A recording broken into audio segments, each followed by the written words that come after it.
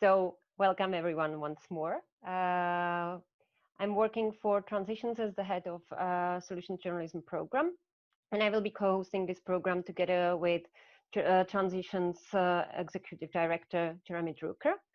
And we are also having our wonderful partners from our local partners in Serbia, Bosnia, and Kosovo. We have Albulena here from Kosovo. Hi, Albulena. Hi. From Birn, Kosovo, we have Anida from Media Center in Bosnia. Hi, Anida. Hi. Hello, everyone. We have Jelena from Novi Sad Journalism School. Hi, Jelena. And we have also Tihomir Loza, who is our colleague at Transitions.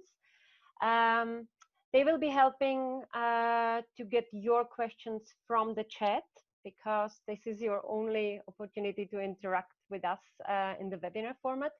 But the great thing is that you can also ask your questions in your local language, and our dear colleagues will handle them in your local language. Either they will directly answer or they will bring them up in English to us. The point of this webinar is to bring the very basics of solutions journalism, journalism approach you might have heard of, or maybe this is your very first time.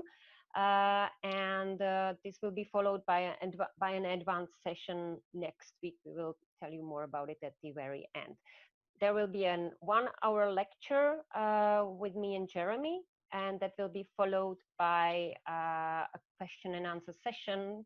But you can ask the questions like during the whole webinar. There will be also opportunities for clarification questions for you as we talk. So over to you, Jeremy. Jeremy is my dear boss and the director of Transitions. Okay, thank you, Lucy, and welcome to everyone from a rainy, cloudy day in Prague. Happy to see so many people attending. We are going to try to make this as interactive as possible. So as Lucy said, we have the ability for all of you to ask questions, also in your own native languages at certain points over the course of the next hour or so. But feel free to let us know if we're going too fast or too slow or anything in the chat. So just as a way to introduce the session, we wanted to tell you about the goals for today. Lucy's just sharing her presentation right now. So I will just wait till we have the slide up there so you have it in front of you. Do you? Yeah, okay, I think everyone should have it by now. If you could go to the slide about the objectives. Yeah, so these are the objectives for today. We want to define for you very clearly what solutions journalism is, but also what it isn't. Look at examples using the 4 criteria of solutions stories. And these are the criteria that the Solutions Journalism Network has pioneered, and we're going to be explaining that and how you can apply that in your own stories, as well as towards the end of the webinar, show you how you can also identify a solutions angle for stories in your local city, town, country, and region. So those are the objectives for today. We will be going into more depth, as Lucy said, next week when we get into the more advanced workshops. But that's the basic approach for today. So solutions journalism, as you can see up here, is rigorous evidence-based reporting on existing responses to social problems. This is, I think, all the more needed today. And my organization, Transitions, has been stressing that solutions journalism can play a really crucial role today as we all try to cover COVID. We're not going to cover in depth today COVID-related stories, but rather focus on a general approach to solutions reporting. But when we've been giving these workshops over the last couple of years, we do have to do a little bit of convincing sometimes of why solutions journalism is such an important approach. I think now we can see over the last couple of months very, very clearly why we need solutions journalism today. So much of the reporting coming out today just naturally, without people focusing specifically on, are we doing solutions journalism, are we not, has been to try to figure out what countries have been doing to flatten the curve. And that has been automatic among reporters across, well, around the world by now. So this, I think, is very clear. It will become even clearer as we go forward, as we get into finding stories about what's working in terms of also the economic recovery. So I think this is a time where solutions journalism should be rolled out as much as possible around the world. Uh, and we're going to talk again, how do you do that not only for COVID stories, but for normal everyday stories. So I'm going to turn it back over to Lucy, who's going to go into some more of those points in more depth, and then we'll be flipping back and forth as we go through the next hour. Great. So I asked you to take the Gapminder test. I don't know whether you managed, but I really advise to take it. It's quite fun. But those of you who did do it, please type into the chat how many correct answers did you actually have. You can do it right now, right here.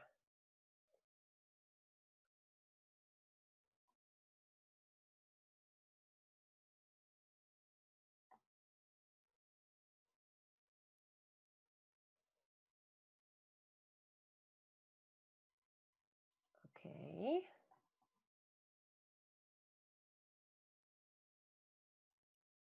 And as sharing the screen, I don't see the answers. So please help me, Jeremy, or anyone. Yeah, we see 7, 10, 33%. Okay, wow, that's really good. Well, 23%, yeah, and so on. Well done. Well, that's not bad at all, to be honest. So you probably understood the point of this test is not to get the highest score, but it shows that we are actually thinking that the world is much worse place than it actually is based on data. All those questions and the answers are actually really fact-checked, and this is what the data shows. But usually we are thinking the world is much worse and the status of the world is much worse, and especially journalists are very skeptical. Journalists are performing the worst among all the groups. So don't worry if you had like 2 or 3 correct. This is quite typical. But what's the point? Why is that? Because there is no wonder we are all having such a bad score, because this is our daily dose of news. This is what we are getting from the headlines. This is what we are getting from press, from online news portals. This is what we are learning about the world. In fact, the world is not an apocalypse on March. But this is what we are getting as a media picture. And we all also sense that this is kind of not really it, right? If you look out of the window, you see that the world is still turning, and actually there are also other things happening than those problems. And of course, we need to know about the problems. Otherwise, we are not able to look for solutions. But we also need to have some balanced view. The reason why this is the main style of coverage is also no big surprise, because the traditional journalism's theory of change is that the job of journalists is to reveal a problem, to spotlight it, to bring it to the public debate, and then the self-correcting mechanisms will fix it, right? This is the point of investigative journalism. And there are cases where this is really working. That's investigative journalism working, where people are resigned, systems are reset, and change is happening. Though there are 2 main reasons why change is not happening, because this is what we mostly see, right? Either there is no political will or goodwill for a change. And then there is nothing you can actually do about it unless pressuring and keep pressuring. But very often, the reason why change is not happening is that those in power, the responsible ones, simply don't know what to do about the problem. And this is where you as a journalist can make a big difference by bringing stories that are showing, yes, we can make it differently, and this is how others did it. So to the watchdog, which is really a crucial role of journalism to take care and bring up wrongdoing and spotlight the wrongdoing. We also need the guide dog, which is a different type of dog, right? This is the dog that shows the direction. It also doesn't pull you and doesn't push you to do this. It only shows the options. So solutions journalism is introducing this guide dog. After the problem is revealed, your job as a journalist is not finished, but there is a, a huge amount of stories that can be told about how others are dealing with the same trouble we are actually having. And what's the point of those stories is not only to bring an idea, a working model that could actually inspire your public debate at home, but it's also to bring the light at the end of the tunnel to your reporting, because we need to know there are ways out of the trouble we are currently all in. And there are many, many problems we are facing, no question about this. But the light at the tunnel is really essential also for us as human beings, because we have certain capacity of bearing negativity. The consequence of too much negativity is that people simply tune out. They don't watch news anymore, because why should I do this to myself? Why should I actually influence my mood, because it has negative effect on me? So people rather watch new Netflix series, and news rooms are actually witnessing that there is a really significant drop in audiences, especially young audiences are really, really hard to attract. The light at the tunnel is actually something we are all needing. So over to Jeremy from the tunnel. You are muted, Jeremy. Thanks. Thanks, Lucy. So in front of you, I have a quote from Tina Rosenberg, who's one of the co-founders of the Solutions Journalism Network. And again, here you see what Lucy was just talking about, that it's not enough to keep covering problem after problem after problem, because people just, they despair, they get passive, and they tune out, they stop. There have been a lot of studies done, as Lucy said, people simply get tired of watching the news. And we can see that even today. Obviously, the visitor rate, the readership, the viewership of media around the world has gone way up because of COVID. But at some point, a lot of people are going to get just simply exhausted by that, all the negativity, and they are going to look for solutions that are somehow, somewhere trying to make the world a better place, at least with different programs or initiatives and so on. So just, this is a typical story you have up here on the left side. Again, Italy hit by all the new coronavirus deaths, hospitals in crisis. But if you look at the story to the right, this is a New York Times story that started to get beyond that. And this story is actually from March. So it's from quite a while ago and toward the beginning of the pandemic, at least as it was hitting Europe in full force. But already the New York Times journalist was looking at what steps did Italy take to make the situation at least a little bit better. And we've seen more and more stories like that. So if you look about what is the difference, again, it really comes down to inspiring the audience rather than just depressing them all the time. And as Lucy pointed out, again, we're not saying that you don't need those kinds of stories that do highlight problems, but you do need to give people other stories that present hope and some kind of light at the end of the tunnel. What we're talking about is giving a full image of the world. So it's not all the negativity, but also responses, solutions that seem to be working. And it's really, as I said, the whole story, more of a truthful way of looking at the world instead of only highlighting the negativity. So Yeah. yeah, I'll hand it back to Lucy to explain the four qualities of solutions journalism. So if there is one single slide you should remember or take a picture of, or however remember it, then it's this one. It's actually the essence of solutions journalism.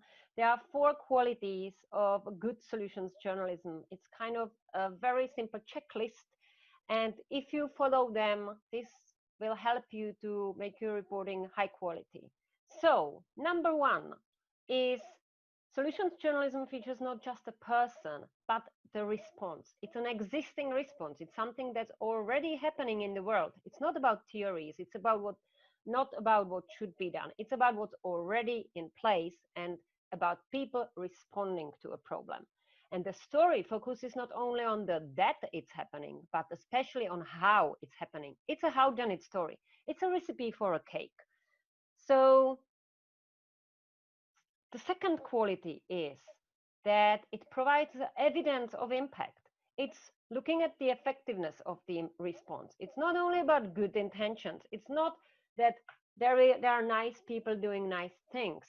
If you pick up a topic, you should be sure that this response is actually really helping, really making a difference. So the question to ask here is, how do I know it's really working? It's not because the leader of the program told you so, but it's because you investigated it and you found out that there is available data proving the impact, number of people that got help, a system that got changed, whatever evidence. And if not quantitative evidence, stats are really the best evidence you can get. But sometimes they are not available. But the more you need to get of qualitative evidence, of statements of people, testimonies, expert opinions, independent people from that are not involved in the project, and getting a very colorful uh, like broad view at the problem. So you need to know it's really working, not only that it feels good. Number three is an insight. The story provides insight, which for non-natives is a very complicated word for me as well. But this is basically the lessons that others can take from this approach. Is it helpful also to my community? Is it helpful here in Prague, for instance, in the Czech Republic, in Central Europe? This is how you also pick your story. There is a replicable model. It's not only a one-off story that someone is helping somewhere, but this wouldn't help you further with your problem at home, right? You want to bring something that moves your public debate at home, at your community, in your village, in your city, in your region, in your country. So it's not only about the inspiration, but really about what can we learn from Italy. What is the lesson for the world, as we were referring to the New York Times story? What can I learn from Iceland doing something? What can I do? What can I learn from Peru doing something, right? And number four, very important, but double so important for solution stories as they are positive and solutions oriented. You need to discuss limitations.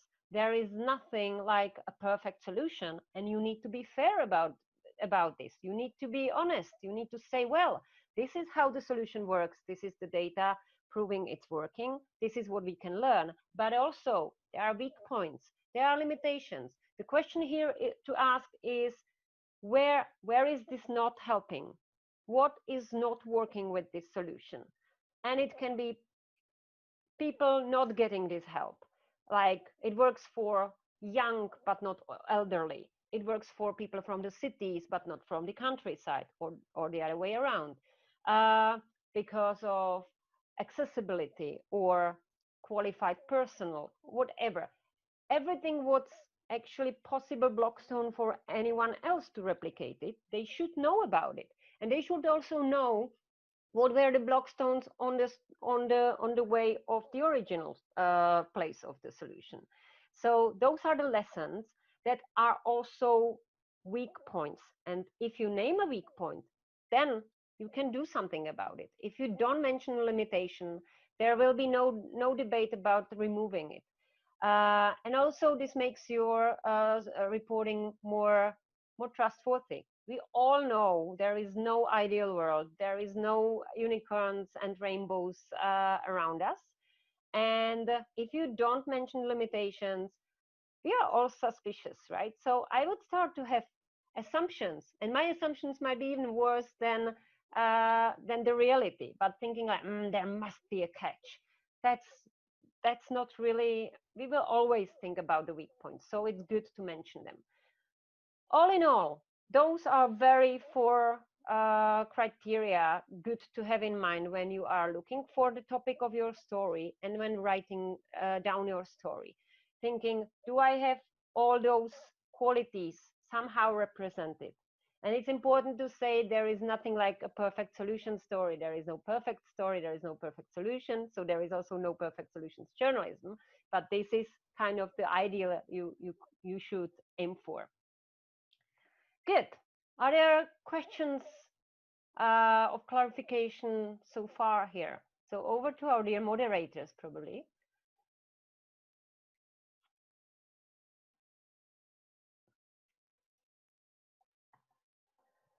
Ladies, do you No. go? No, there are no questions until now. Nothing so far. Okay, good. So either it's crystal clear, which is great, or it's not clear at all, which is not that great. So let's continue then.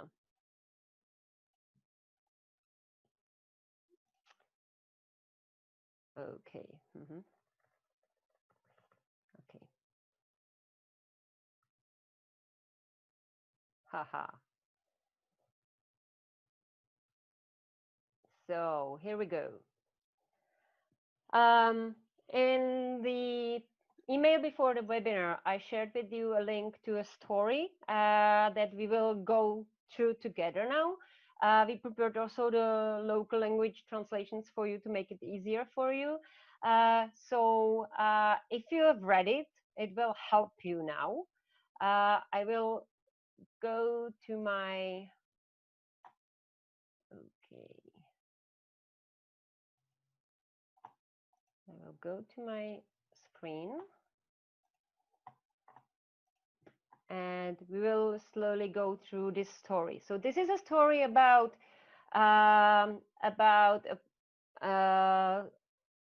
centers of mental health, which is a service for people that are having mental illness or some mental health issues. And the problem basically was that the very initial problem is that men in the Czech Republic are committing suicide 4 times more than women, like really going and like really killing themselves. And the team of journalists from Czech newspaper Aktuálně CZ decided to cover this problem from a solutions perspective. They actually did a series of stories, one that was very problem oriented and 3 that was actually featuring and explaining ways how to reduce the risk of suicides of men. And one of them was about the center of the health, mental health. If you commit a suicide in the Czech Republic and you are not successful, you automatically end up in a psychiatric hospital. You will get treatment, you will get better, and after you are stabilized, you will get released. But in that very moment, there is no one checking up on you, there is no one to take care of you, there is no one who would actually help you unless you end up in the very same place or worse. And this gap is now being filled with a service that's called Center for Mental Health.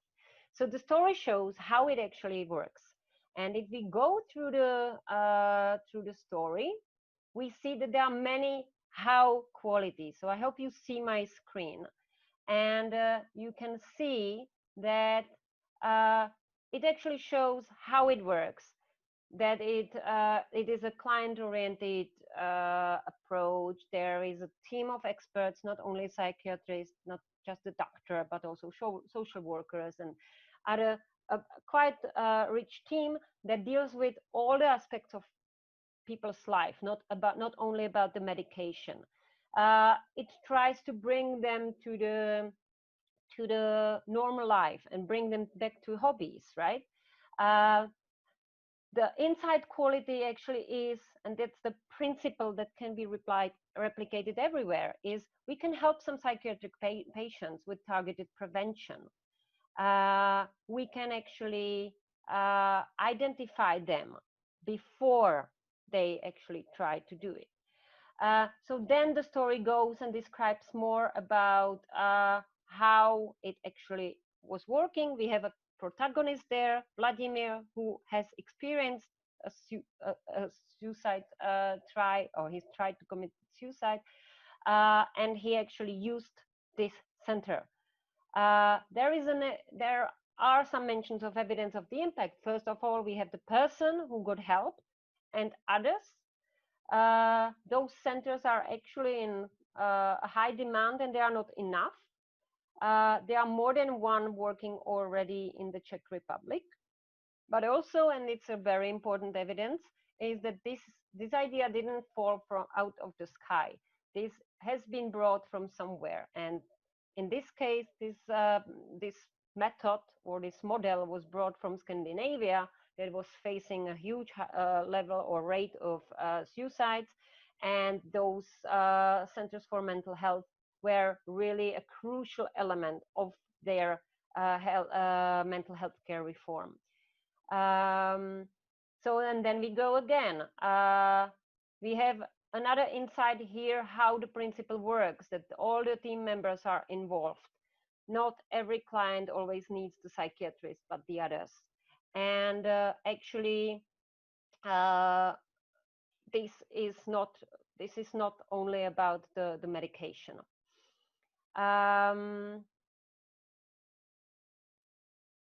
This is actually also about not bringing just a story about how the Prague Center is working, but how to bring a similar principle to your place, because I believe most of the countries are facing this very problem.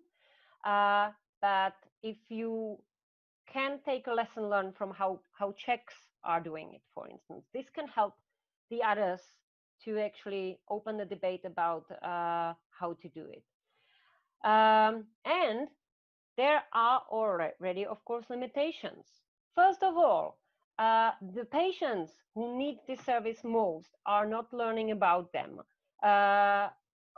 it when leaving the hospital, because the information flow is not really there. So the doctors at the hospitals are not informing them about this possibility. And they say we don't have capacity for our own PR, but they don't tell, right? The other limitation is that there is not really a sustainable model of financing, because they know they have finances for 18 months and nobody knows what happens next. And this brings a lot of uncertainty to the program. And also one very big limitation is that, in fact, there is not really official statistics about suicides. They are not followed, and it's hard to actually make any evaluation or any hard data reporting about how it actually is. However, if you didn't name those limitations, they couldn't have been discussed and removed.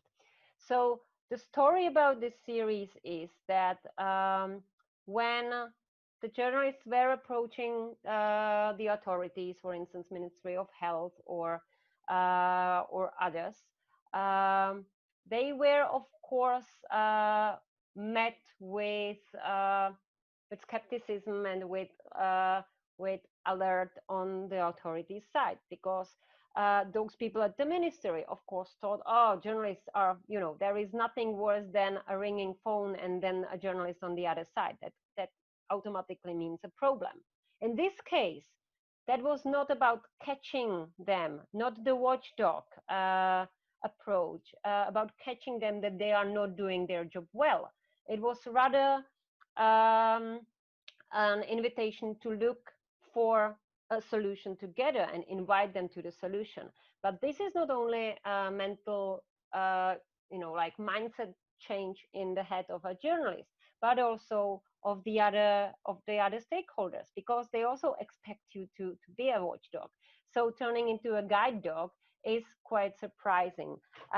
So therefore, it's really, really good to explain the point of your reporting at the very beginning when you approach the authorities.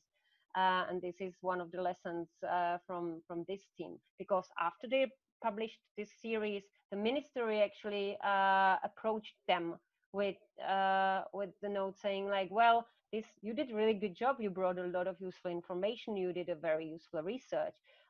We would like to have a debate about what you actually found. Good. So we have limitations. We have lessons about those centers and how can they be replicated, or what's the principle, what's the bigger idea behind it. It's not that much important how they do it in this particular Prague center, but what can be actually taken to your place. There is evidence that this is helping, and there is a lot of how details that after reading it, you have kind of an idea of how it actually works. And of course, there could have been much more of each of the quality, because sometimes it's very hard to get information about any of them. For instance, in case of sensitive topics like suicide, it's very hard to get first-hand evidence of the patients. So they had this man called Vladimir, who is not Vladimir, but he was called so. But ideally, would have more patients. But to bring people to talk about their suicidal experience is not really easy. So it will always have also limitations within your solution story. Good. So are there maybe some questions related to this? Over to our dear chat moderators.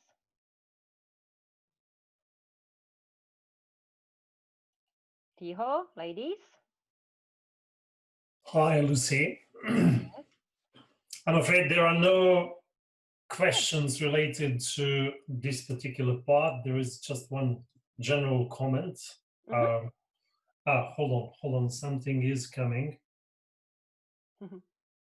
Okay, from Ula, how did they turn to solution-oriented story? It was a really good example, says Bjerke. Okay. So sorry, what was the question? So the question is, literally, how did they turn to solution-oriented story? I think it refers to the story that John just focused on. Yeah, that's a very good question, and it's very essential, basically, because it was the decision that this will be a solution story was made at the very beginning of the process, and it's really important. The entry point to the story was already from the solutions angle. They didn't want to look and describe the problem, but they started with the solution, and this is what solution journalism does. After you reveal a problem, you start uncovering what's working with this problem. So in this series particularly, it was set up in the way that there was the very first article, which is covering the problem and actually explaining how the problem is working, what is all the data, all the information. And then you you could actually start, like adding the solutions to this. So that was, and this is really important to be clear that you are already starting with the research of a working solution. So they did actually 3 stories. They did one on men jumping under the trains. Is a very typical way of suicide by men in the Czech Republic. And the team found out that in Hong Kong and in Japan, in Tokyo, they installed barriers into metro stations, like sliding doors, that did reduce the number of people jumping under the train in the stations, while not increasing the number in the next station. So they were focusing on that one. That's number 2 story.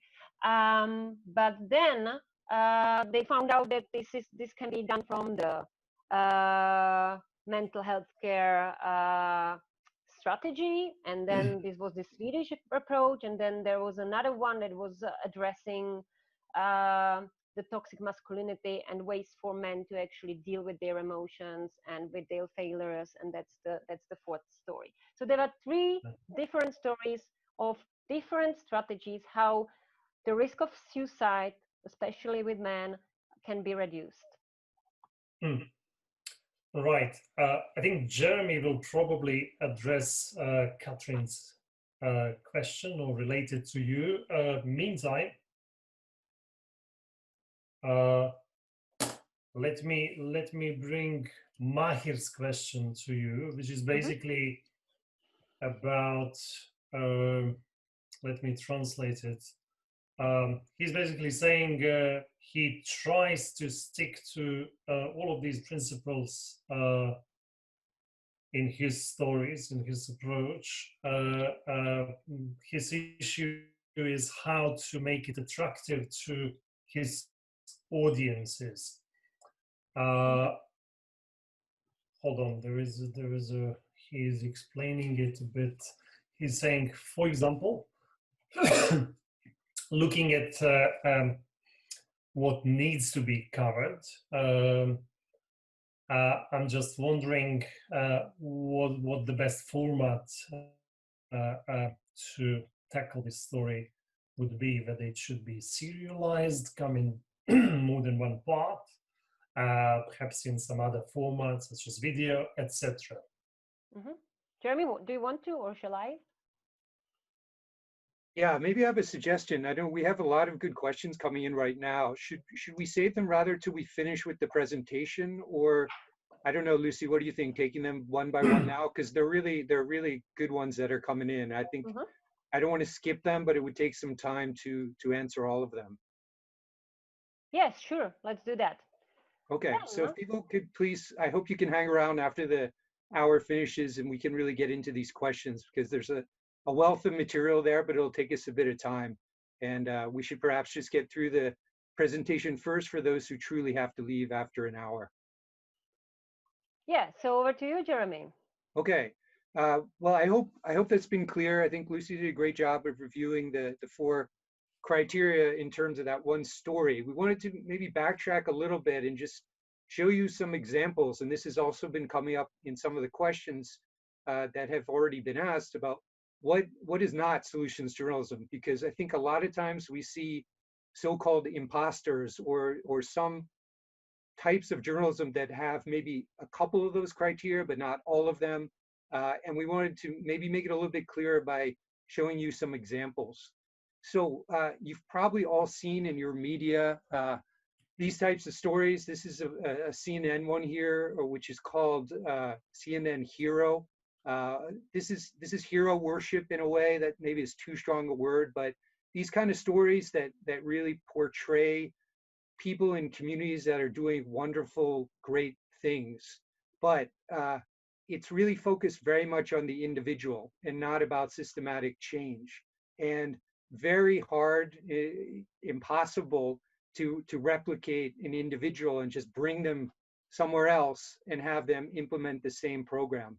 So solutions journalism might use a character to make a story move and to interest the reader. You can see the story that's mentioned down here below is about a doctor in Guinea who was one of a team fighting Ebola and talks about his own personal story.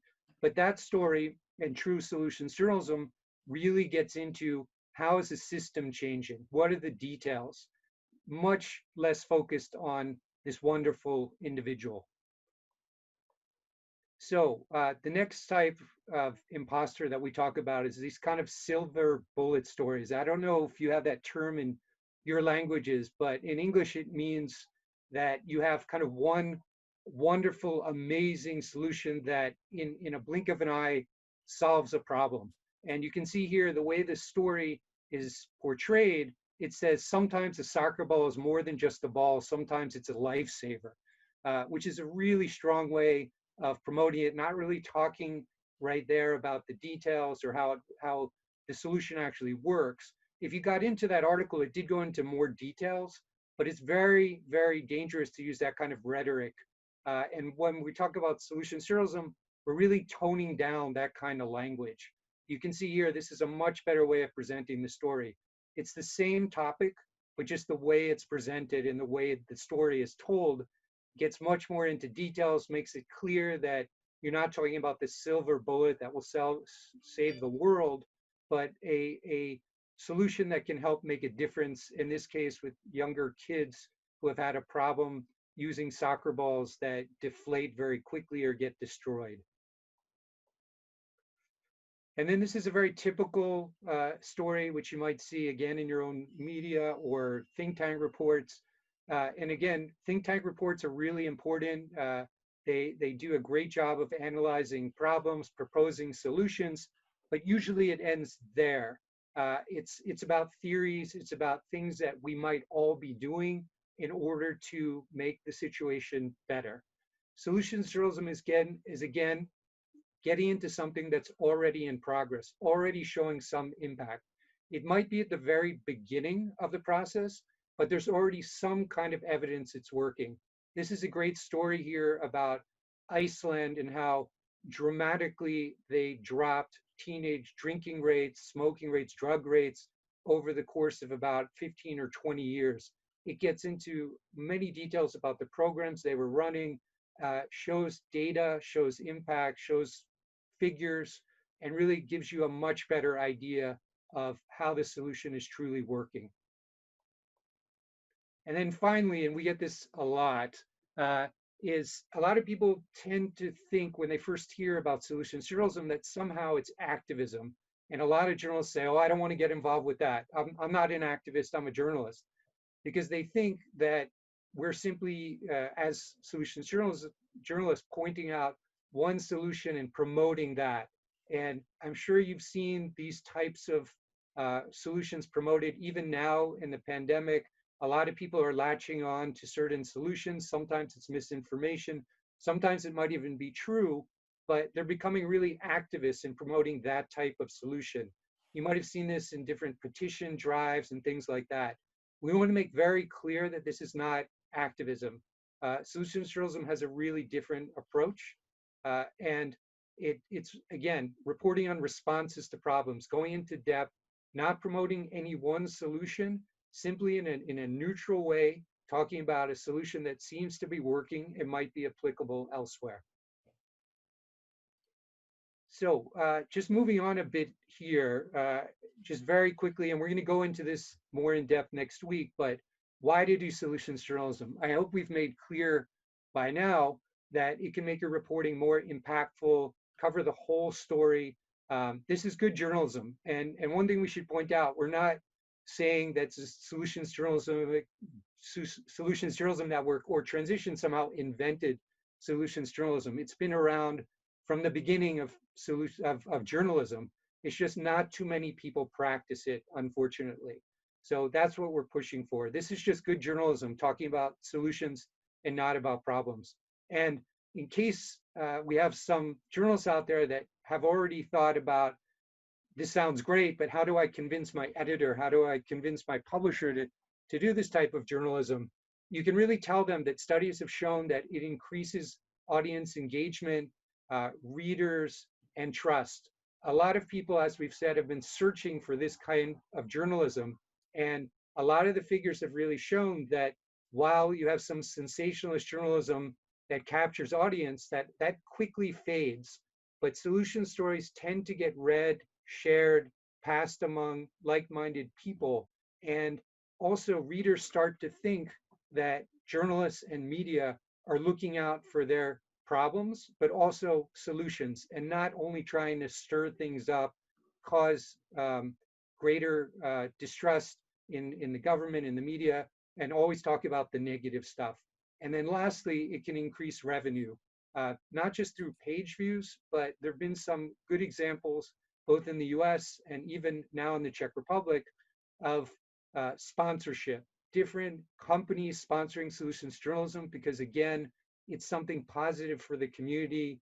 And that story that you saw before about suicide levels also is one of the reasons that a group of donors in the Czech Republic decided to create or fund the creation of an education solution section on that same website. So this is happening more and more. So definitely use those arguments as ammunition to try to convince the owners of your media to try to do this type of journalism. Okay, so let's keep the questions of clarification for now. And let's move to some examples from the Balkans, because we wanted to show that this is not something that's happening just in the US or in the Czech Republic by chance, but solution stories are everywhere. And there are already good solution stories about Serbia and Bosnia and Kosovo, or very close to solution stories. And there is definitely potential for covering the responses to the problems. So let's start with the examples from Serbia. Yeah, so these are just a quick couple that our partners found. This is one that Tina Rosenberg, again, we already mentioned her, one of the founders of the Solutions Journalism Network, did about Otpor in Serbia. I'm sure everyone has heard of Otpor, which was the student movement that helped topple Milosevic back in the year 2000. This article is about how they've traveled the world since then and have been advising other movements. And farther down in the article, she gets into the different myths about civil disobedience, and uses the examples of Otpor, not just in Serbia, but some other places where they've been advising to make the case that some methods work better than others, and to dispel some of the myths around, as I said, civil disobedience. So that was a really good example from Serbia. And then there was one more, which I think it was from Serbian television, went to Finland and looked at a case there about how Finland has been quite successful in driving down the levels of homelessness. Many places in Europe and around the world, homelessness has been increasing, but here in Finland, it has been going down due to a policy of giving people homes, not just temporary shelter. So yeah, that's it from Serbia. Mm-hmm. So just the example from Bosnia and Herzegovina. So for instance, this article is from Civic Ideas, and it's about young people that are actually bearing, there is a transgenerational problem based in the war and ethnic conflicts. And this is about a program that's trying to bring young people from all the communities across the region, the Bosniaks and the Serbs, through the art and through activism, to actually educate and prepare young leaders and young people to be able to stay and be future leaders for their country, because the country is experiencing a huge exodus of young people who are not seeing their future there.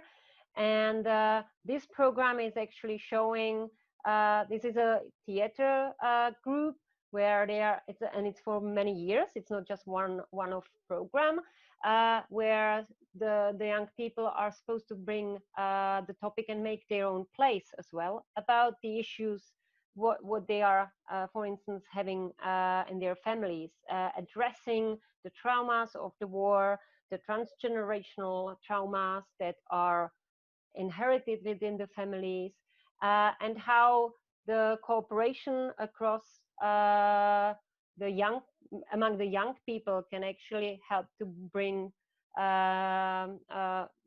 like future to the region. And speaking about the exodus, this is another story that actually shows it's very complicated for young people to find a job because the unemployment rate is very high in Bosnia and Herzegovina. And this story is actually showing well in tourism, and especially in the field of tourism guiding. This is especially attractive for young people.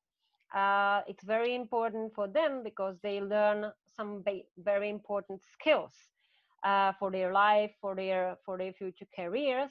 And the problem is they are not staying. So the story gets also into like what can be done about making the people and young people not to think about immigration but rather to stay. And then coming to Kosovo, we were actually talking about looking for the bridges between communities. So this is a similar story from Mitrovica about a rock school, a music school that is having people from Mitrovica that's divided into Serbian and Albanian ethnicity, and people from one side have maybe never walked over the bridge to the other side until they started to visit this school. And then there are mixed bands with young people that are actually experiencing that they can work together, they can create something together, and they can actually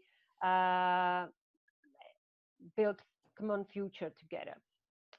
So through projects like this, this actually shows the young generation how to live together and how to actually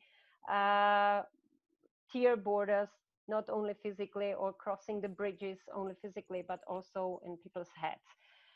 But there are also limitations, and they are mentioned in all of those stories. Those are not unicorn stories about how the world is perfect. There are very many things. For instance, the idea of the people going to the other side of the city and joining the other part and having a mixed band is not really popular among not popular for all of the people. And for instance, people from this school are experiencing hate speech and hatred comments on their Facebook and so on. So this is only to show that this is not moving the reality out of the space, but it's also naming what's the weak point of it. It's not solving it as the silver bullet. Good. And one example from Kosovo that's not solutions journalism by the definition, but is a good start. It's the very first step for looking for constructive content, not only about the coverage we were showing at the very beginning about what's the problem, what's not working. It's important to know, but covering the responses.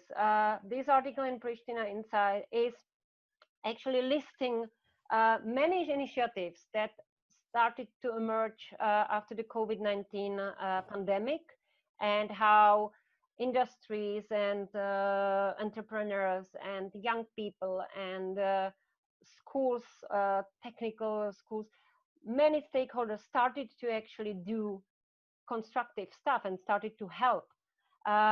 So this article is not a solution journalism because it doesn't analyze a particular model or a particular issue, but this is a great source of inspiration, and each of the approaches mentioned there is worth a solution story. Good. So when is the right time to do solutions journalism? That's the million-dollar question, because it's not always the very moment for it. As we mentioned earlier, we need first the audience to understand there is a problem, because if there is no understanding of we are having a problem, people are not interested in how to solve it, right? So the first question you need to ask is, what's missing in the public debate? Do people know we are having a problem? If not, you need the traditional investigative journalism, the problem-oriented journalism, bringing it up to the spotlight and highlighting it. But then you need to ask the question, do people know what to do about the problem? Do we have a response? Because many times we do know, and systems are in place but are maybe not used enough, or policies are in law, they by paper, they are actually there, but they are not actually exploited, right? And in this case, you need to just pressure and keep pressuring. But if we don't know, if the answer is no, we are lacking ideas, we are lacking inspiration, we are lacking strategies what to do about this. This is the right time for solutions journalism, because we, all of us, have probably experienced this typical political approach, like, oh yes, we know this is a very serious problem, but there is nothing we can do about it. Oh really? By bringing stories of others taking an action with this particular problem shows that this removes the excuses. This actually makes a problem that was unavoidable, and it makes it unacceptable. And it's a very, very important change in the public debate. How come we cannot do anything about it if the next door village or our neighboring country, wherever, they actually made a progress by using that or this strategy? So the right moment is very key. And then this is when you are identifying what is your problem and what is your solution, then that's the moment for hunting for the candidates. So first you need to ask, what is the issue? What is the problem? Then you are asking, is there knowledge about how to solve it, or do we need to provide it? And if not, then you are looking for others doing it better. Good. So the key question to ask here is actually, who is doing it better? We at home are not performing well, right? We are having the problem. So how about looking around, who is doing it better? And this is where I hand over to Jeremy.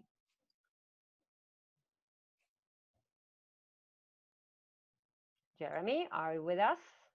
Yeah, I'm here. Okay, so yeah, so as Lucy said, a key part, and really the first question you often ask is who's doing it better, and also where you might find these stories. So maybe we can just start listing them, and I can just very quickly go through this.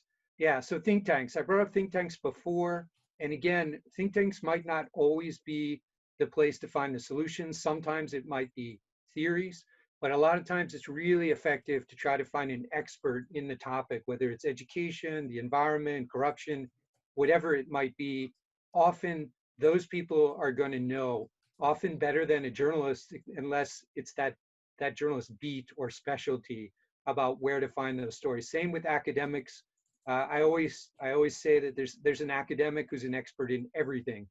You might not have them in your local university, but definitely somewhere in the world, there's at least one or two experts on that particular problem. And again, they're the ones who should know who's actually doing it best, who's actually making progress, who's showing impact.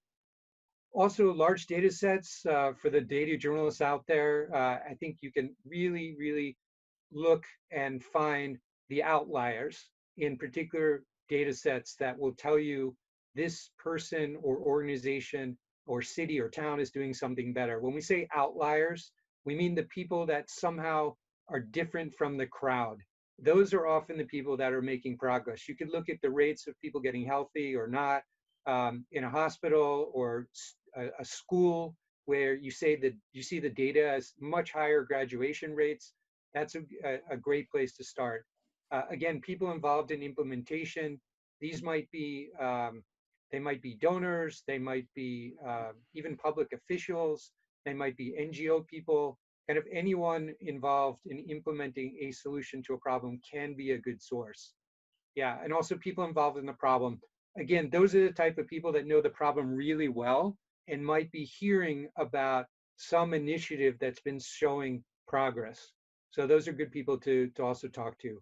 networks of innovators, incubators, hubs, anything like that, those are often people that know other people who are change makers, people who are doing something to make progress. So that's a good place to look as well.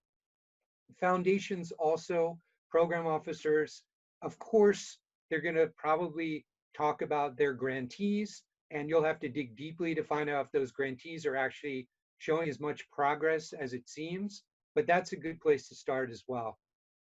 Yeah, and then hold up a mirror to your own life. We've had a lot of people come up with stories just by coming across different businesses or organizations on their way to work, or they buy a coffee from a cafe that employs disabled people. So there are a lot of places where you would just see progress, say something innovative, see a solution that might be solving maybe part of your own life, and think, is there something there to write about? And then the solution story tracker is a great source. I think there's now, what, Lucy, over 8,000 stories that have been vetted, meaning people over at the Solutions Journalism Network read through every single story and decide, does this fulfill the 4 criteria? Is this a good example to promote of solutions journalism? So that's a really, really great source. And you can also search there under topic, region, and some other search possibilities. Yeah, and then these are key questions to ask also. These are, again, we've mentioned these, and I want to go through them really quickly because we're already running out of time for the basic presentation. But number 1 is who's doing it better. Then you're going to look at how does the response work? Where did the idea come from, really start to finish? Is it being replicated elsewhere? This is really key to find out, is it going to work in your own town, city, school, or whatever? It's great proof if it's already gone somewhere from the original site of the solution and has been adapted somewhere else. Yeah, what do research and critics say? How to measure success? We've talked about the data, the impact. This is something, there have been some questions about how do you get away from advocacy and so on. One way to do that is really hard data. As long as you have hard data from trustworthy sources, no one's going to really accuse you of playing favorites because you're basing it on data. You're not just basing it on opinion of someone saying this is a great solution. And then what ways is that response working? Being very honest. If it's not working completely, explain that, say that, and then always talk about how do we know. Again, a way to build trust among your readers that you're not playing favorites or doing advocacy journalism is that you're really explaining where did the data come from, what are the sources, who are the experts, what are the critics saying about this problem. Yeah, great. Thank you, Jeremy. So this is, in a nutshell, how the method is working. And because we know that the key for the success is to practice, we are opening microgrant and mentoring programs in several Central and Eastern European countries. And currently, there is an open call for story pitches from Bosnia and Herzegovina, Kosovo, and Serbia. The deadline for submissions of the pitches is 24th May. And this webinar and the one that's following next week is supposed to kind of give you the very basis and for you to know what we are actually expecting by a good solution story pitch. So hopefully for now, you already know what we are looking for. And to make it a bit easier for you, we would like to list a few useful tools. And also, sorry, I forgot to mention, there are also other microgrants or mentoring programs across the region. There is one currently open for Turkey's wave as well from the project Zoom, for instance. So it's not only us who are kind of supporting this approach, but we have like allies across the region. If you are not from those 3 countries, watch our website. We are also sharing their information about the current calls. So talking about our website, this is our website where you actually get examples of best practice from the region, all possible videos of speakers, including webinars, and also information about the microgrant and mentoring. Mentoring is actually very important. It's not only about giving the journalist the money, but we are guiding you through the production process to make sure that there are all the four qualities incorporated in your story, and your story stays solutions oriented and doesn't turn into a problem oriented one. And most importantly, this is a must read for everyone who wants to do solutions journalism. This is Solutions Journalism Network's basic toolkit. It's an online tool developed by a New York-based organization that's our most important partner, because we are basically localizing their know-how and their methodology. And the great news is that right now, the toolkit is available in Albanian, in Serbian, and in Bosnian. And there are also several more Central European and Eastern European languages. So this is definitely a link to go for you if you are interested in doing solutions journalism. And Jeremy mentioned Solution Story Tracker. It's a gold mine of solution stories. And the important thing to stress here is that this is not an automatic upload database. The stories are submitted, and then members of Solutions Journalism Network or people from the network are reading them, actually deciding whether this is or not meeting the criteria, tagging them, and then they are added to the database. You can browse it. It's a great procrastination toy. You can browse it according to several criteria, keywords. There is a sustainable development goals tab, for instance, where they are tagged according to this. A great source for knowledge, what has already been written about the topic you want to cover, and also what has been done about this issue in the world. Good.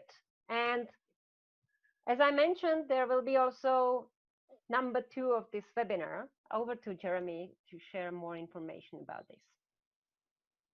Yes, so as we said, we thank you very much for listening in for the last hour. This was really an introduction, and we're going to go on and answer some questions, but hopefully you want to learn more. And next week, you can see here, we have two times set for the next advanced sessions.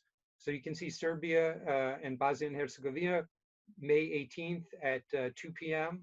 and Kosovo on the 19th at 11. And we hope you'll join us for that. We'll be going through more stories, and we do have a little bit of homework for you. And I think some of you have already raised this in the chat, but what is one story you've done, read, or we could say, what are you working on too, that could benefit or could have benefited from a solutions angle? Because I hope one thing that you got from listening over the last hour is really that this is kind of the next step for many stories that you might have done, where you uncovered the problem, and you at the time might have thought a little bit about the solution, but now we're hoping that you will really think about that from the start, and try to convince your editors and publishers to also take that to heart. Our goal is really that across the region, every media outlet will start to have those discussions when they start debating about what stories do they have coming up, and at least someone around the table will say, well, we all know the problem. What about the solution? Where is it working? What's something else that we could explore to give some people some optimism that the solution is actually possible to solve? Yeah, so thanks for your attention. Now we'll get back to some of those questions. So I hope people can still stay around for another 20 minutes or half an hour. A lot of good questions there, and we'll get into them now. Mm-hmm. So how about our dear chat managers? Would you bring some questions up? Yes. Hi. I think it'd be good to start with a question that will give you an opportunity to actually explain again on a good example what is and what isn't solution journalism. The question is from Blerta. She's basically painting a reporting scenario, and she says in Kosovo the poverty levels are pretty high. So many times we have people coming to our TV studio and asking us to do a story about their difficult life, about their situation. So sometimes they do a story, and then some good people see that on telly and, for example, build them houses or bring them food or help them in some other way.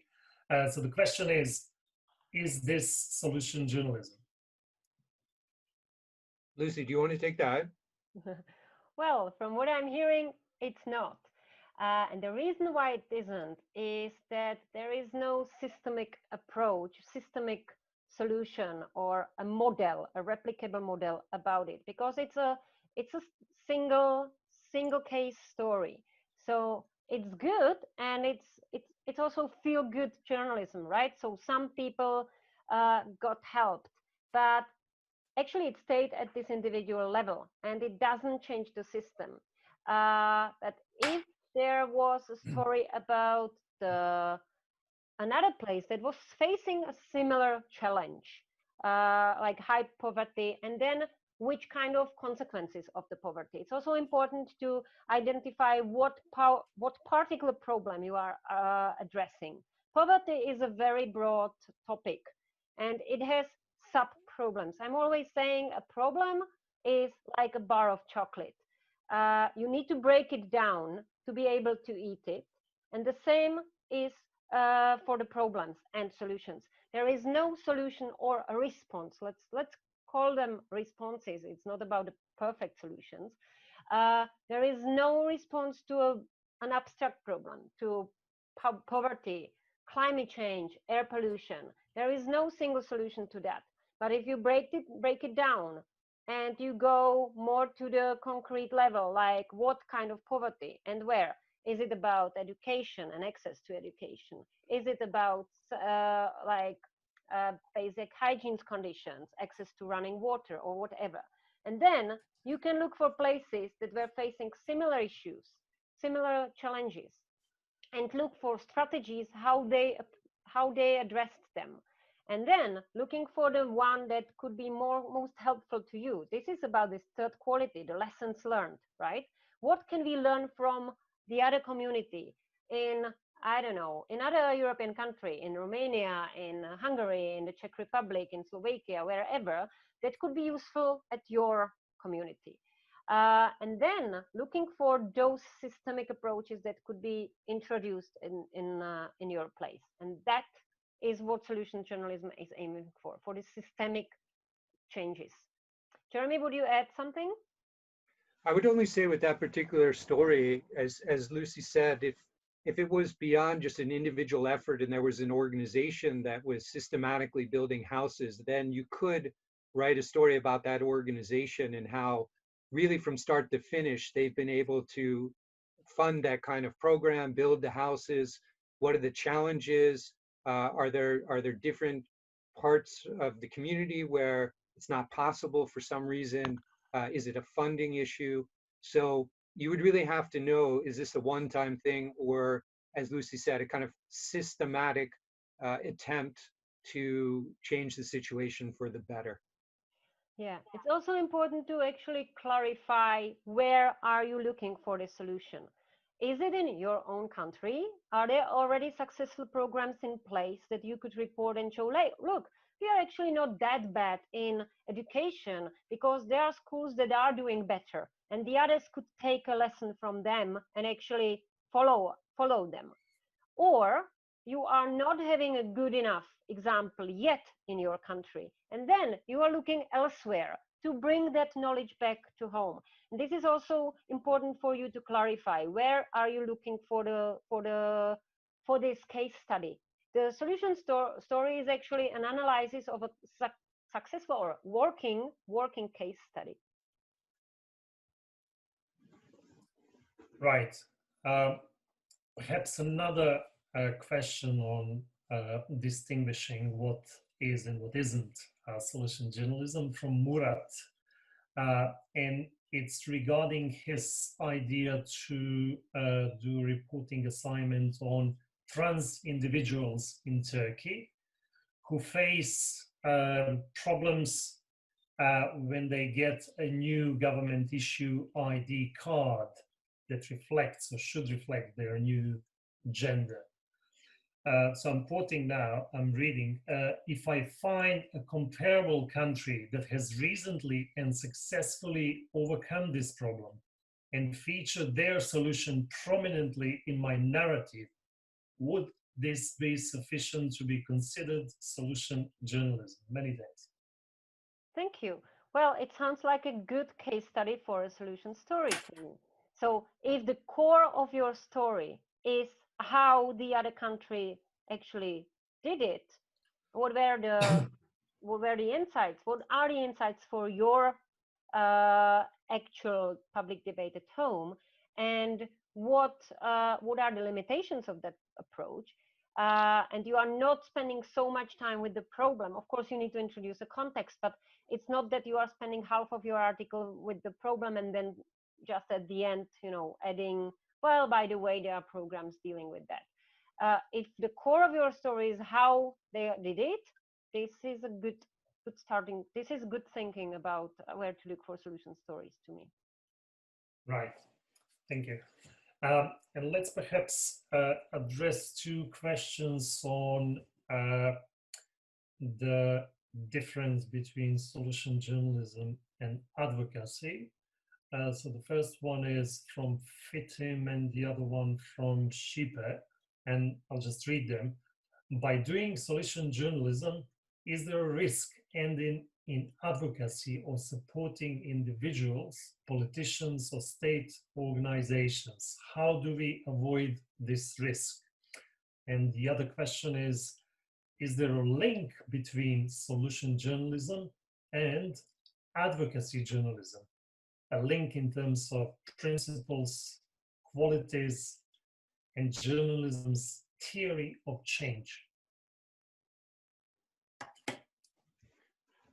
Yeah, well, those are tough questions. I think this is something we get all the time, and as I said early on, it's often journalists who have a lot of experience with, say, investigative reporting that are the first to say, "I'm not going to get involved. This is advocacy," and usually it takes a bit of time to explain the difference between advocacy journalism.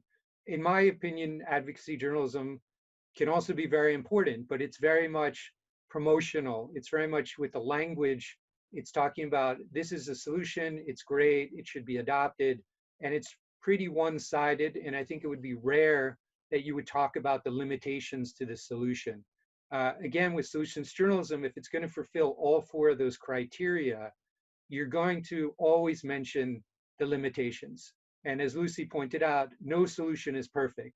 And it could be a funding issue, it could be certain types of people that solution is not applicable to. It could be the size of a hospital, the size of a school, the student body. There's always something which presents challenges. So I think that's probably one of the main differences. Advocacy journalism also, I would say, doesn't always, even though it should, depend on data as much as most solution stories do, where the data, the ways to track the impact is really central to the story. And again, you're going to talk to the critics as well. You're going to talk about the limitations. So I think that's one aspect. Lucy, is there anything you want to add to that? Yeah, maybe I think it's really important to be clear what is your role in the whole show. As a journalist, you are not supposed to be a PR agent of the solution. You need to take a distance and also be honest about that not everything is perfect with it. Keeping the four qualities in mind can help you, but also go for contradictory opinions, go for critical points, constructively critical points, not the ideological points of you like this is all bullshit and this shouldn't be done, but like there might be academics or experts saying, well, you know, there are some catches with this problem and you need to say it. And also, you are not obliged to the project to paint it pink. You know, it's, you are reporting and you are bearing witness about what's happening, and this also has weak points.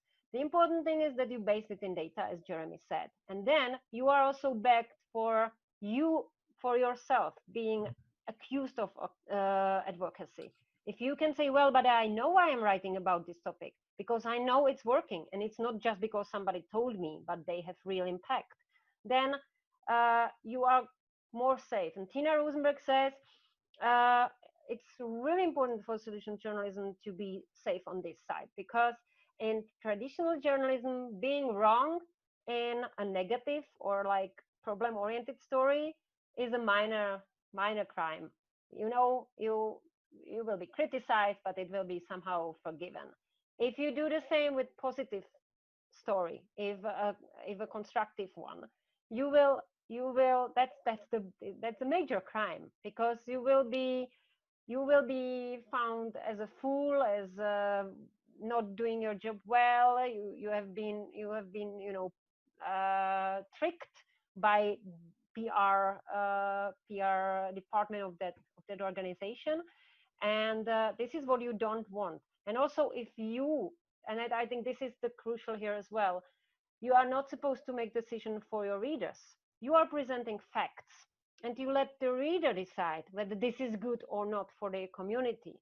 And of course, by choosing the topic already, everyone is doing subjective choices, right? Also for negative stories, you are doing subjective choices.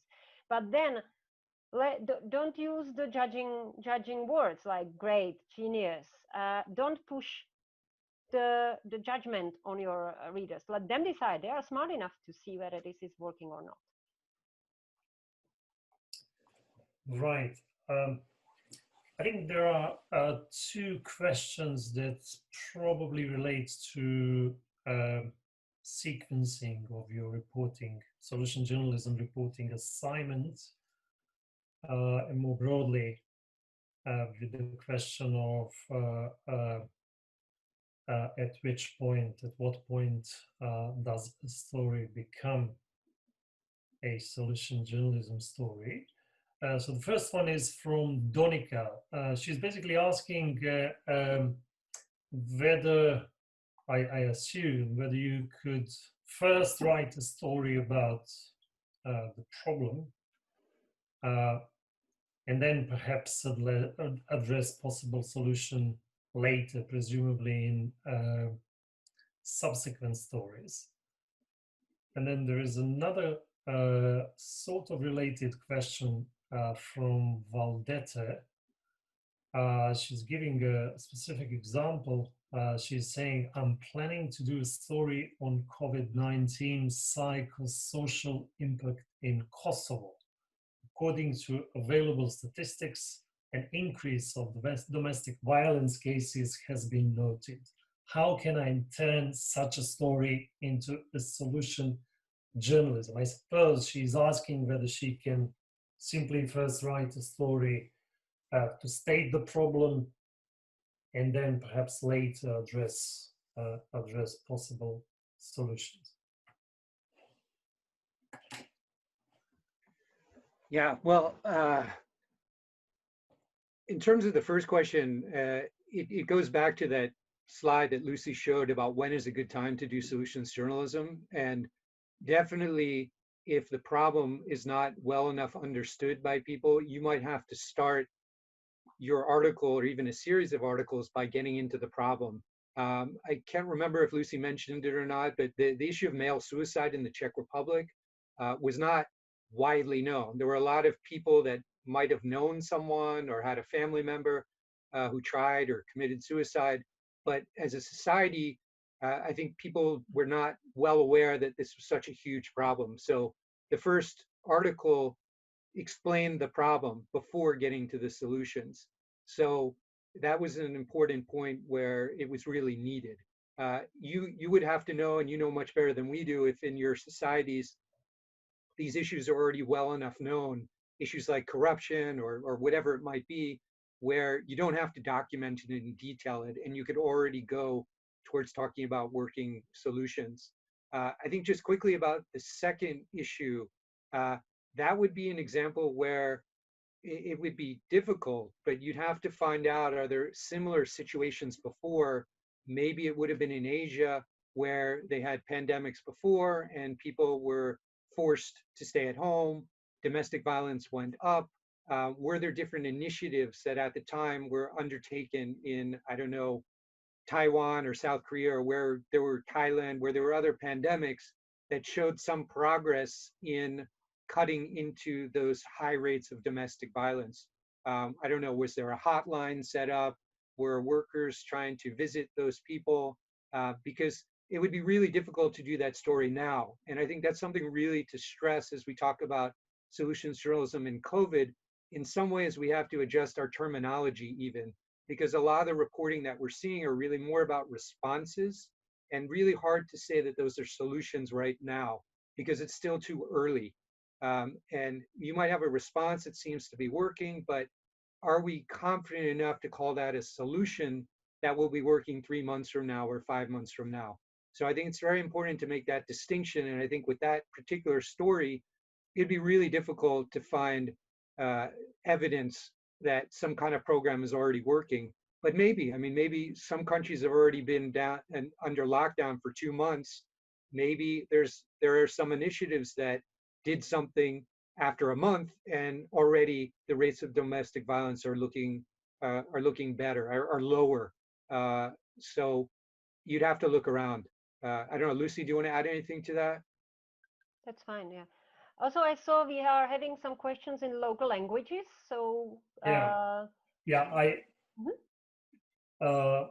remember earlier we referred to Mahir's question about how to actually make your story attractive to the audience, as to not, so that the story is not just seen as just another sort of positive, quiet story.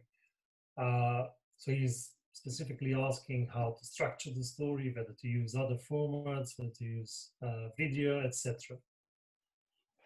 Well, what's good about solutions journalism is that it's a method that's applicable for all formats and for all possible ways of reporting. And it's up to you to judge what is your audience interested in. And also, another thing that goes very well with solutions journalism is engagement journalism. So some newsrooms, especially in the US, but also in Europe, are actually using the interactive way, asking their audiences, what are you interested in? What should we investigate for you? So for instance, what solutions are you interested in that we will investigate for you and present for you? Because we know how to do story, we know how to investigate, how to work with the facts and so on. And you know what is important in your life, right? So the data shows that solutions journalism is attractive for readers because they spend more time on the page, they share it more widely. Breaking news is going up like that and then dropping quite quickly again, while solution story has an organic reach, so it grows slowly but reaches further because those stories are stories people get back to or share it or refer to it, and also talk about them when they talk to their friends, for instance. And this is what you want. You want your story to be discussed in a pub, right? So we have data showing that this is particularly interesting for young audiences, because young people have enough of problems. They are facing problems every day. We are all overwhelmed with the tsunami of bad news from the news. But it is actually called bringing in a different type of interaction and relation with your audience. And this is also a strategy how your newspaper can be really relevant to people's life, because you are bringing the light at the end of the tunnel. Yes, we can do something about it. And this is how it can be done. This is what media can actually bring to people's daily life, especially at the regional level or community level. It doesn't need to be the big changes at the national legislation. Yeah? It can be about waste management in your village, or about public lighting, or I don't know, playgrounds for kids. So it's up to you. Sometimes a series is good because you have multiple approaches to the same problem, and each of them is worth a story. Solutions journalism is not a laundry list of what can be done. Right. Thank you, Lucy. There's another question that relates to what is and what isn't solution journalism from Zoran. He's referring to Serbian government's decision to give 100 euros to every 18 plus citizen. It was colloquially called helicopter money in Serbia. And he's saying, but the society is pretty much divided. Those who are against the ruling party, they say they don't want to take that money. On the other hand, people are saying that they will take the money and give it to charity. I know it sounds ironic, but could we say that actually it is one kind of a solution to help others who are in need to overcome post-COVID times, even though it comes from something not quite so good, a divided society? Lucy, feel free to take that one if you want. Well, I will just repeat my mantra about the four qualities, right? So, do you have enough evidence that this approach is really working? Do you know that it has an impact? I would start with that. Or is it just an initiative? And can it be replicated elsewhere? That's the questions you are asking, because you want to bring a recipe. Is this the recipe your community is needing right now, right here? Or is it just an initiative among many? Jeremy, would you add something? I would only add that one thing which we often talk about is when you're talking about a solution, it should be some kind of systemic discussion. It shouldn't be just something that you're throwing money at. Because you could say a solution for any problem is to have $5 million, right? That you can spend in ways you want, but it should be more about the process, more about the system, more about the ways the solution is working beyond simply throwing money at the problem, because it's something which you cannot usually replicate. Simply coming up with that kind of money to fund one solution somewhere. Just an example very quickly, there's a great story about a solution in Norway with prisons and how much money was invested into completely redoing the whole Norwegian prison system. And a lot of it comes down to the amount of guards per prisoner. But there are other elements to it, treating the prisoner as a potentially productive member of society once they get out, education, stuff like that. So at first glance, it does look like it's just a question of money, but there is an underlying philosophy to the problem which you would write about, more than just the money aspect. So for this particular story, did the handouts lead to a change of, I don't know, mind among the people who received the money? Is there some kind of longer term aspects to it rather than them just getting the money and spending it on their rent?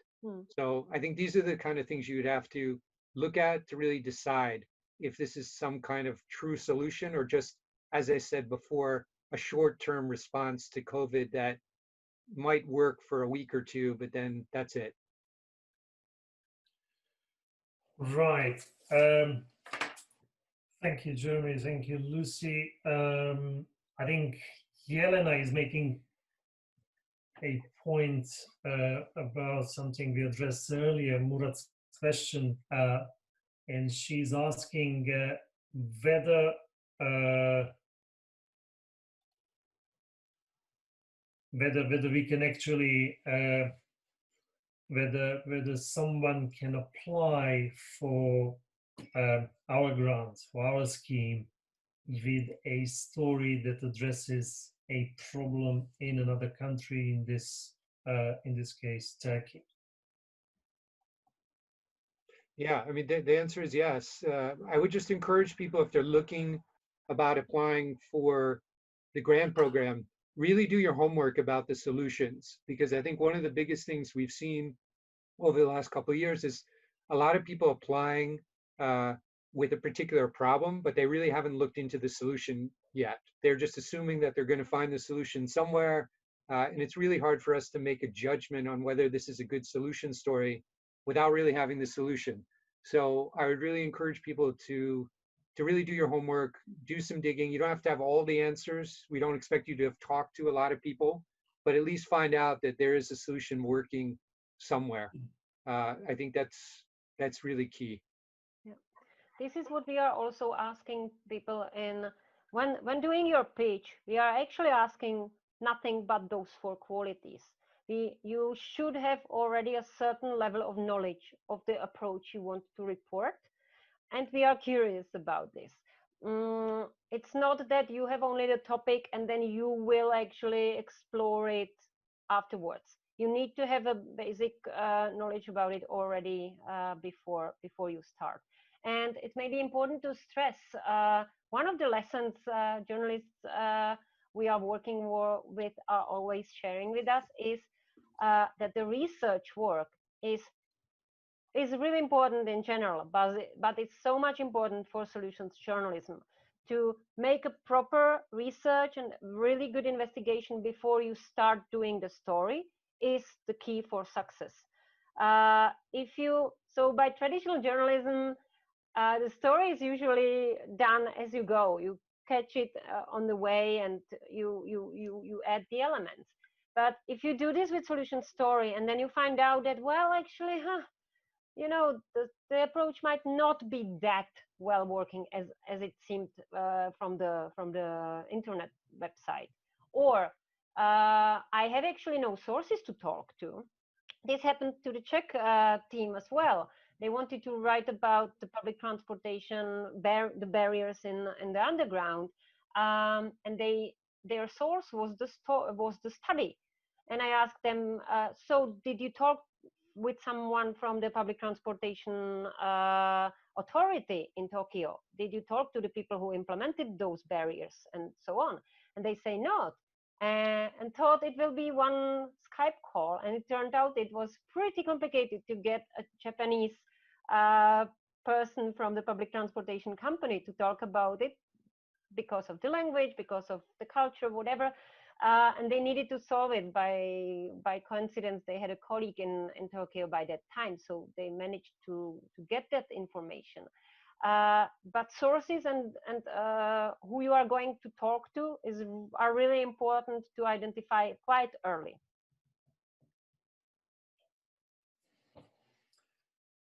Right, I think we've exhausted the pool of questions. Wonderful. The local languages questions are also addressed by now? To the best of my knowledge, yes. Okay, ladies, our country coordinators will be able to confirm that. Yeah. Yes, because we translated them and then Tiho read them out. So. Great, thank you. Wonderful. I think there was actually one question all the way at the beginning that we maybe skipped over because we were talking at that time, and maybe we could just close with that one because I know we're already over time. But the question is, what are the biggest obstacles, I think, for journalists to do solutions journalism? And it's a great question. I would say maybe a couple quick things, and I'm sure Lucy will have something to add, but I think the start is really a change in mentality. And I think we've hopefully made that clear, that you just have to approach a story differently than you might have been used to, where you were doing really, really important work uncovering a problem. And now you want to do this, put in the same amount of effort and in-depth reporting into writing about the solution, not just putting it at the very end of the story and thinking a last paragraph about who's doing it better in Finland or Germany or wherever is enough, but really describing in detail. Because I think we haven't really gotten into this, and I guess we'll talk about it next time, but one of the end goals of this is not just doing good journalism, but also trying to motivate your audiences and get them more involved civically. And one of the only ways that can happen is if we're describing solutions that are working somewhere else and we're doing it in a sufficient way to really get people mobilized. And I know I shouldn't be saying that because maybe that's going against some of the what I've been saying against advocacy journalism, but I think a lot of us got into solutions journalism because we wanted to get back to the roots of journalism in describing not just problems, but solutions, and also trying to mobilize people to become more active citizens and kind of believe more strongly that democracies are the right types of society to answer problems. And the only way that's going to happen is if we're describing the solutions with enough depth that people are going to be thinking, okay, what my politicians are saying isn't really true. There are answers to some endemic problems. And if we describe them well enough how they're working somewhere else, maybe more and more readers will get motivated enough to get angry and really demand solutions. So I think that's part of what we're talking about.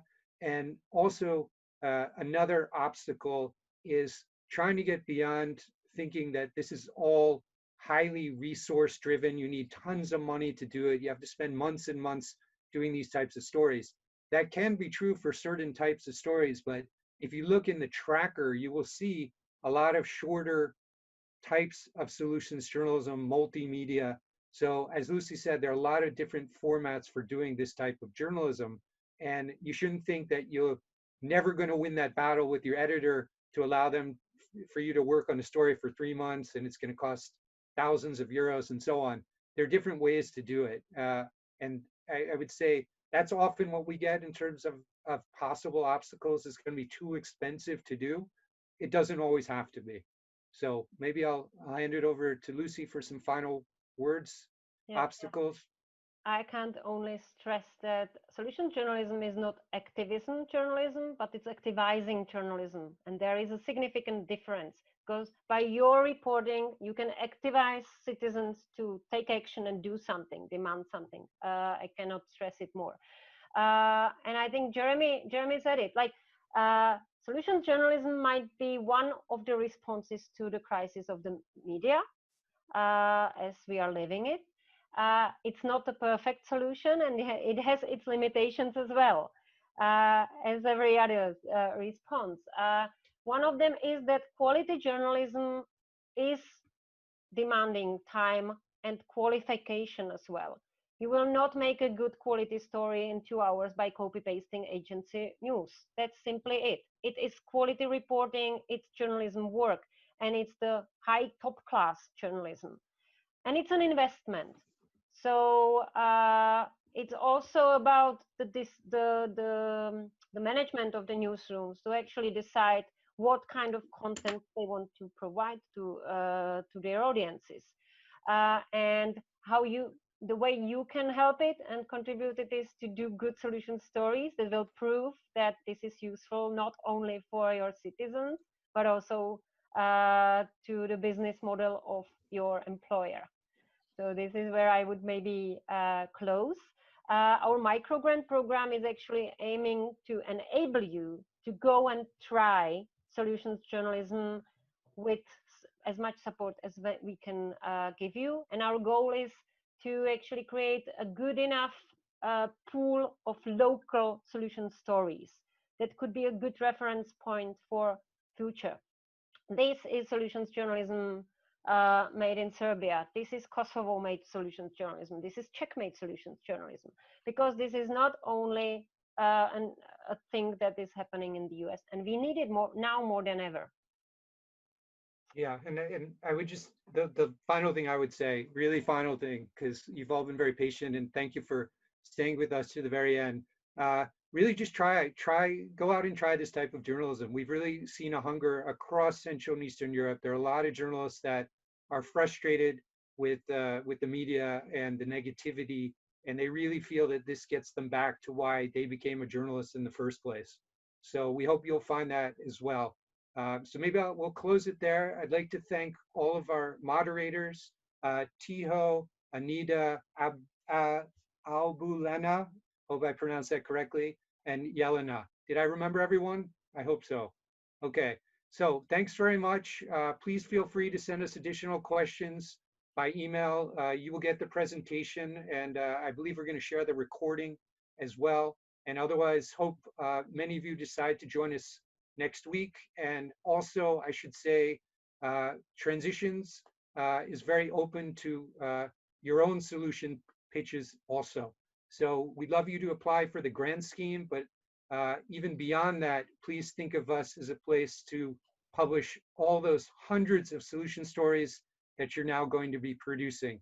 So thanks very much and hope to see you next week. Yeah, thank you so much. When leaving, if you find a minute, please fill in the questionnaire, or you can fill it later on in our follow-up message. And this is the very goodbye word. Thank you so much for your patience and have a nice afternoon. Bye, everyone. Bye.